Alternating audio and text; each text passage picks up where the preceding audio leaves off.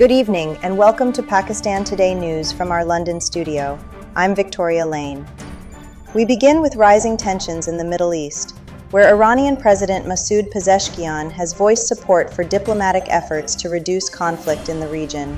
In a statement to Iranian media, he emphasized that war is not in anyone's interest and urged all sides to pursue rational and diplomatic solutions.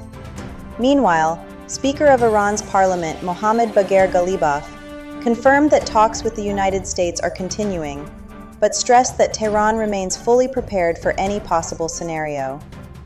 He added that while diplomacy is ongoing, Iran is also taking necessary measures to safeguard its national security.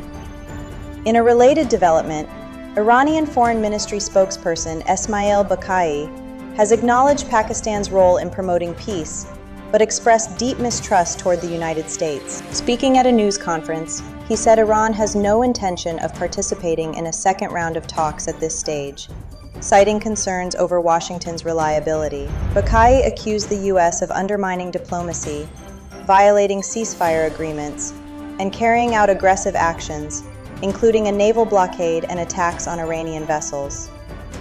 He also stated that Iran has already discussed a 10-point proposal presented in Pakistan and claimed that the Strait of Hormuz had remained secure prior to recent U.S. actions. According to Bakai, Iran has kept Pakistan informed of repeated ceasefire violations and alleged that American operations have targeted civilians and infrastructure while presenting misleading narratives.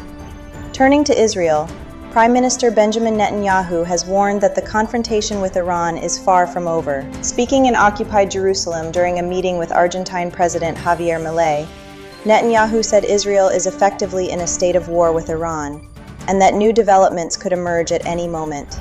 At the same time, the United States representative to the United Nations, Mike Waltz, indicated that a fresh round of talks could yield meaningful progress. These statements come as Pakistan continues diplomatic efforts to bring both sides closer to an agreement and help de-escalate the ongoing crisis. Now to the federal capital, where authorities are preparing for the arrival of foreign delegations. Islamabad police has issued an updated traffic plan, announcing major road closures and diversions across key routes. The red zone and extended red zone will remain completely closed, while the expressway from Coral to Zero Point will also be shut. Srinagar Highway may face intermittent closures, and heavy traffic will not be allowed to enter the city from any direction. Residents have been advised to follow designated alternative routes. For more on this, we go to our Islamabad correspondent, Sarah William. Authorities in Islamabad are implementing heightened security and traffic measures ahead of high-level diplomatic engagements expected in the coming days. The comprehensive traffic plan aims to ensure smooth movement for official delegations while minimizing risks in sensitive areas. Police have increased deployments across major entry and exit points, and transporters have been strongly advised to avoid routes leading into the capital. Residents are being guided through alternative corridors to reduce congestion and disruption. Officials say these steps are essential to maintain both security and order during this critical period. Thank you, Sarah, for that update. In economic news, global oil prices have rebounded sharply amid renewed uncertainty in the Middle East. The surge follows reports that Iran briefly closed the Strait of Hormuz after earlier indications it would reopen the vital shipping route.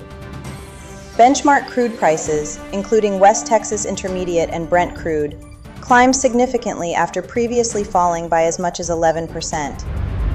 Market sentiment has remained volatile, with hopes of a possible agreement supporting global equities, even as Iran signaled it may not participate in upcoming peace talks.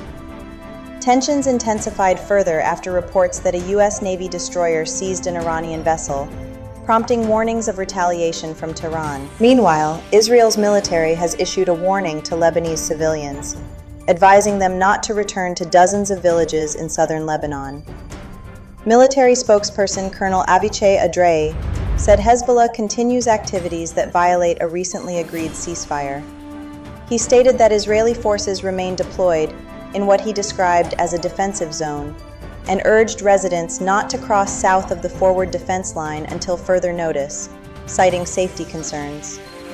Finally, Pakistan's Interior Minister Mohsin Naqvi has met with U.S. Ambassador Natalie Baker at the United States Embassy in Islamabad. During the meeting, both sides bilateral relations and the evolving regional situation. They also reviewed security arrangements for the upcoming second round of negotiations expected in the capital. The U.S. ambassador appreciated Pakistan's diplomatic efforts to ease tensions, while Mohsin Naqvi highlighted enhanced security measures and special arrangements for visiting delegations. He expressed optimism about the successful outcome of the talks. That's all for now. You're watching Pakistan Today News. I'm Victoria Lane.